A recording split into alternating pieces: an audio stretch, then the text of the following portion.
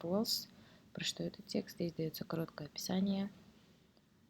Так, значит, тут будет, скорее всего, про разные виды step wells. Если вы не знаете, что такое step wells, можно догадаться здесь по смыслу, допустим, разделить слова step и wells. Well — это колодец, step — это шаги, то есть это значит, или ступеньки. Что это значит? Значит, step wells — это что-то вроде колодцев со ступеньками. Так, быстренько пробегаемся по тексту и начнем сразу с вопросов. Первый у нас true, false, not given. Первый вопрос. Examples of ancient step wells can be found all over the world. Ищем примеры.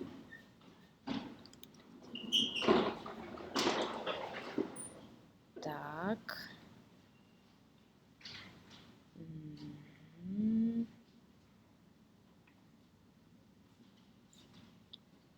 Вот здесь вот написано unique to this region. Step wells are often architecturally complex. Получается, значит, этот вопрос у нас будет false, потому что здесь нам написано, что может быть найтись везде step wells, а здесь написано, что это unique to this region, то есть это уникально для этого региона. Значит, это неправда в первом нам дано.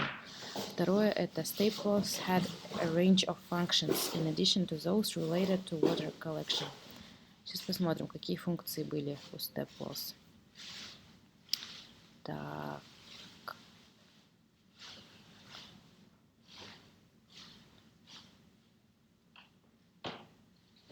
Вот здесь вот написано, что during the high days they were places of gathering of leisure and relaxation and worship.